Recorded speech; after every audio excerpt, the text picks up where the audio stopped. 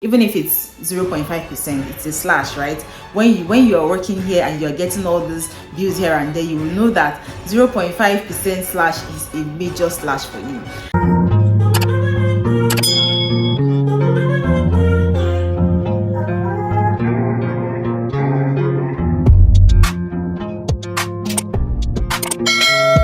Hello guys, and welcome back to my channel. So if you're just seeing this beautiful face for the first time, then it means that your lovely self is just tuning into this channel for the first time as well. And I say a very big welcome to you. Please make sure to join the family before you leave. Just press the subscribe button and turn on the post notification button so that you know whenever I put any new video. You're welcome. And if you are a returning subscriber, always grateful to you guys. Thank you for your continuous love and support. I do appreciate you guys a lot. Now, I know some people are already looking at my shirt. I know you like this shirt and it says I'm an Aries queen. I am not. Let's hold it there. Shout out to all the Aries queen out there. But I'm not. This shirt actually has a history. So I ordered this shirt for my birthday. I'm actually a Cancer queen and somehow I got the wrong shirt. Didn't want to return it. Applied for a partial refund. Got the partial refund. But I don't know what to do with the shirt, so I've had it all this time and this is like the first time I am wearing it. So if you are staying very close to me and you want to have this shirt, just let me know and I will send it across to you at no absolute cost at all. This is just the first time I'm putting this shirt on. So if you want it and you are very close to me, just let me know and I'm going to give it to you free of charge. Now, to jump right into the content for today, as you guys can see already from the title, we're going to be talking about the differences between working with an NHS hospital and the difference with working with a care home. Now, I have got this question from so many people, even those that are still, not in UK yet, but are trying to come into the UK and are very indecisive about whether to work with the NHS hospital or to work with the care home. Some are still applying and they're wondering if to apply to more care homes or more NHS hospitals. Some have gotten NHS hospitals and care homes and are trying to decide, which one should I go for? Which COS should I accept and which one should I decline?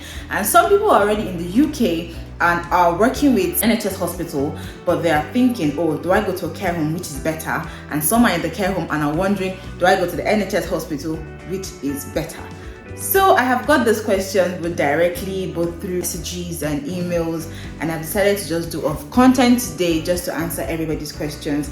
So I'm going to be sharing some differences, just a couple of things to run through, and if you have more questions you can let me know in the comment section below and I'll be happy to answer them as well. Or if there are things that I will not mention or I would leave out in this video, please let us also know in the comment section. We're all here to learn and help each other. So let's quickly talk about the first thing that I always tell anyone when they come to ask me what's the difference between working with an NHS hospital and a care home. Now, the first thing I'm going to talk about is the pay difference, which is the major reason why I feel like people work with care homes mostly. I know if you go around and you do like a survey and you ask people why they're working in care homes, 95 out of 100, if not 100, will tell you that the pay is the major attraction. Now with the NHS hospital, you are probably getting like 12 to 13 pounds per hour working as a registered nurse, and with the care homes you're getting up to like 16 pounds to 18 pounds per hour. Now the major figure is usually 18 pounds per hour with the care homes, but I started with a range 16 because I remember before I came into the UK, the first job opportunity I ever got with a care home, and they were offering me 16 pounds per hour to work 40 hours per week, and I felt like I was being exploited at the time. I was being cheated because their care homes that will pay you 18 pounds per hour to work 37.5 hours per week. So I said it was like a major turn off for me, not even the pay, but the number of hours I had to work for. So this is not the major content for today. If you want me to go more into it, I think I'll do a different content to just let you know things to look out for when you are accepting an employment letter or a job offer, so you don't come all the way down to UK and start wishing you were even back in your home country, but that's not the content for today. So the care homes will pay you like 16 pounds to 18 pounds per hour. That's just a range. And with the NHS, you're getting 12 to 13 pounds per hour. That is a lot of money when you add it up together, or when you do your multiplications. Now, there are pros and cons to everything, as you know. So with the care homes, in terms of salary review and stuff, I don't think the care homes are very, very flexible with salary review. What it means is basically, if you start with £18 per hour, you most likely remain on that £18 per hour for as long as possible, except maybe you switch roles, which will affect your salary range. Maybe you get roles that require an increase in pay or something else. Aside from that, you're going to remain in your £18 per hour for as long as you remain with those people, or maybe until your contract expires and you need to reapply for another role that entails a higher pay. For the NHS, you have salary review. I'm not sure the time frame. I'm going to attach it, put it up here if I'm sure, but I know that there is always a salary review. Now, I'm not sure if it's yearly, but there is always a salary review whereby your salary is increased. It doesn't matter how much pounds. The important thing is that there's an increase going on there. Do you understand? Yeah, so that's the difference between the NHS and the care home in terms of payment structure. The second difference between working with the NHS hospitals and the care homes is in terms of career development. This works differently for so many people. So many people are not really focused on career development, while some others are really geared towards, moving forward and progressing in their career or career-wise. So the NHS gives you most opportunities for career development, and I mean by this is, for instance, with the NHS, there are different units within NHS hospitals. You have the gastroenterology, you have the cardiology unit, you have the renal unit. There are so many. You even have the geriatrics unit in the NHS hospitals. And if you want to move between different units, you have the opportunity. All you have to do is speak with your line manager and they can work up something, tell them why you want to experience other units, you want to gain more experience. You have to, be convincing as to why you want to try out other units. They are very, very, very flexible with these things. They are very open to these things because they are enthusiastic about people that want to learn, that want to develop themselves. So you have the opportunity to shuffle between different units. You can even come in to work in the UK as a rotation nurse. Now, this rotation program could last between 9 months to 12 months, a year at most. You get the opportunity to shuffle between different departments in the NHS hospital, and you would spend like a particular amount of time within each unit. And then after you've gone through about 4 or 5 different units, you have the opportunity to tell them that, okay, this is the unit that I prefer the most, or this is the unit that I learned the most, and this is where I want to stay permanently. By then, you've gotten experience with these other units that you've gone to. But I don't think you have this much opportunity to go through different units within the care homes, because it's just the same kind of situation with the patients. Most times it's just taking care of geriatric patients with different health conditions. But that's vast opportunity that you get, that diversity you get to the NHS hospitals, you will not get it in the care homes, because people that I've talked to just said care homes, lesser responsibilities, which we will still go into very shortly. Another thing under career development is that with NHS hospitals, you have in-house trainings that go on from time to time, not all the time, but frequently. They are always organizing different trainings for you. It could be ECG trainings, it could be anything whatsoever. But in the care homes, there are care homes that will provide you with in-house training. But trust me, it's not going to come as frequent as you will get it in the NHS hospitals. I know when I was doing interviews for care homes, one of the questions I always asked was, what are the opportunities for career advancement or career development? And then some of them told me they organize in-house trainings and stuff, but it's not going to be with the frequency that you get it with NHS hospitals, because it's part of like a curriculum when you're working with NHS hospitals and you're coming in as a new nurse. You have competency booklets that you are given to sign off within, and you're expected to do this within a reasonable period of time, right? Unlike the care homes, you don't have that kind of opportunity. Most of these things I'm saying, I haven't worked in a care home before. I got about 3 job offers with different care homes before I came in here, and I think I had about 3 NHS offer employments as well before I came into the UK. But this information that I'm giving are from conversations I've had with my friends that are working with the care homes, and from other people's experiences as well that have shared there. So it's not like I have like a first-hand experience working with a care home, because I haven't, but this is just from people that have worked there. NHS hospitals, sometimes you're given the opportunity to apply for programs like top-up programs, universities, where most times they sponsor these programs fully or partially, they almost cover all the costs, and there are some that cover all the costs for you. So you have opportunity to go and start your education in a particular program for a period of time, and you don't have to worry about the costs, mostly. This you really do not get with the care homes. There might be care homes that offer this, but trust me, you'll be able to count them.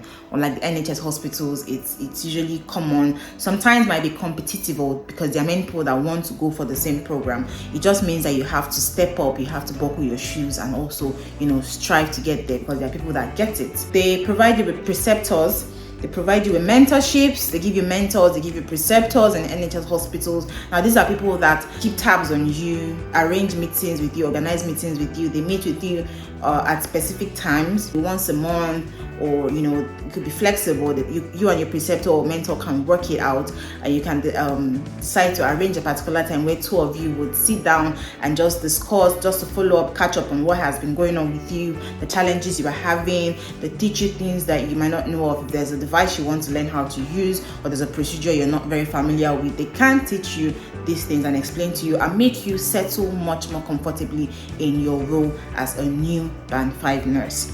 Now, I don't know how common this is in care homes, but I would like to think that it's not as supportive as it is with the NHS hospitals than in the care homes. There are a lot of other things that go on, within, because currently I have a study day coming up very, very, very soon, and I've had previous ones. I've had previous study days that I've done in the past. I have there's a portal where we go to do different courses. You're expected to do these courses within a particular period of time, and after that they have expiration dates. So some of them are within a year, they expire, you have to redo them again, a top up again. So these things just help you stay in check. They help you stay on your feet. They help you stay abreast of what's going on, because if it feels like you have forgotten what you learned, or that knowledge has left you, you can always refresh your memory, you can always recap. I don't really think you get this much with care homes. If you're working in the care home and you think I'm not saying the truth, or I'm saying something different, like I said, these are things I've gotten from people that are working in the care homes. Please let me know in the comment section below. If there's something different, let me know in the comment section below, because I know that people are always working to improve themselves. So yeah, maybe care homes are working towards improving themselves as well, but there is just so much provided to the NHS hospitals to carry out this career development programs and stuff. So we won't really expect the much you get from NHS from care homes as well. So if you're someone that is very big on career development, then the NHS might be a better bet for you. But if you're someone that is just more about, okay, I just want to get my pay, and I just want to make money, save money, blah blah blah, then the care home might be your surer bet. Similar to what I've just said before. So if you're not really looking for so much more, if you're someone that is just trying to come into the UK and you are so scared, I don't know what to expect, responsibilities, roles and stuff, maybe starting out with a care home might be better for you, because what it means is that in the care homes, people that I've spoken to said that roles are kind of repetition every day. So it's you already, there's a particular pattern of how your shift will go. You already know what to do. Okay, at this time we do OBS, at this time we do medication, at this time we do this, that. Unlike the NHS hospital, the NHS hospital is very diversified. So you might even have a planned how your day is going to go, or you're going to do the OBS by this time, you're going to do the ECGs by this time, you're going to do the medications by this time, and before you even say jack, everything just changes. The whole thing just becomes, you start running helter-skelter. There's so many things to do, so many procedures to carry out, things that you've not even seen. You will be able to learn them, you'll be able to see them happen in front of you. That's what the NHS hospitals give you. The care homes, except maybe you get an admission or a death, or that's when you really see different things happening or different scenarios. Or maybe there's an incident, a patient falls, and you have to start doing the datics, referring them outside the hospital, outside the care home. Aside from that, that's literally where there is an event happening, something interesting. People that have worked there have told me. Aside that, it could get boring. Some people have told me that it got boring for them at some point, because it's just it's just a similar pattern every day. Unlike the NHS, it's very unpredictable. You don't know what happens the next minute you're working there. Anything can just change, and your whole shift just becomes the rest. Now, people that work in NHS can bear me witness to what I'm saying. So yes, in terms of if you're someone that wants to expand their knowledge and learn more and see more things happening, learn how to use much more devices, the NHS is the surest bet for you. But if you're just coming in and you feel like you're very skeptical, you don't know what life in general holds for you out there, and you want to start out gradually, then you might want to go to the care home and take your time and grow from there, and then maybe switch to the NHS later. Another thing we're going to look at, this might not be so important to many people, but we'll still state it out there, in terms of breaks. So when you come to work, of course you have to take breaks in between, so you're entitled to 1 hour break with the NHS, and this 1 hour break is unpaid. I don't know how many people know this out there, but the 1 hour break you get with the NHS is unpaid. So if you're going for a 12-hour shift, which is what most of us do, a long day shift is 12 hours, just take it that you're going for 11-hour shift, because the 1 hour break you get will not be paid for. So it's advisable to take your break when you need to take your break. And sometimes we are moved to sacrifice. I sacrifice my break most of the time, even though I know that I'm not getting paid for it, because sometimes you have so many things to do, you're just bent on getting as much done as possible. You have sick patients that you cannot really leave because there's nobody to really look after them at that time. Everybody's busy with their own stuff, so you just sacrifice, okay, let me do my break. Because sometimes the breaks are usually divided. Sometimes you don't go the whole 1 hour because it will affect other people, so they share it the way it's done in my own trust. So you go for a 15-minute break in the morning, like your tea break, and then for lunch break you go for 30 minutes, right? And then you have a tea break in the evening, which will make your complete 1 hour. But see, me, I don't even have time. See, I've never gone for tea break. Since I started work, I've only gone for a tea break once. There is hardly time to, you are trying to wrap up so many things. So as much as possible, try and go for your 1 hour break the way you feel like you can, but make sure you're considering other people as well. Make sure that there's proper staffing. Make sure your nurse in charge always knows when you're going for your break. But the point is that it's an unpaid break. But the care home, you get paid when you go for your break. That's the difference between breaks within the NHS and the care homes. With the NHS, you get paid sick leaves. When you're sick, you're still being paid even if you're off work, although there are conditions attached to your being sick, like you're not expected. Of course, sicknesses are unexpected occurrences, right?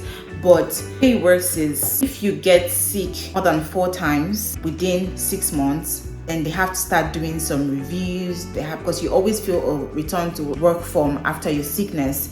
They're going to have to do some reviews and get a lot of information from you to know if maybe you're overstressed at work, and they need to review your work schedule. These things have implications anyways, but the point is that you get paid during your sickness, and I guess that's why they also look into it, just to make sure that you're feeling okay and things are being done the right way as well. But I don't think you get this much incentive from the care homes as well when you're sick. So make your inquiries as well. But people that have told me said they don't really get paid when they are sick, or your pay is way reduced when you are sick, when you're not able to come to work.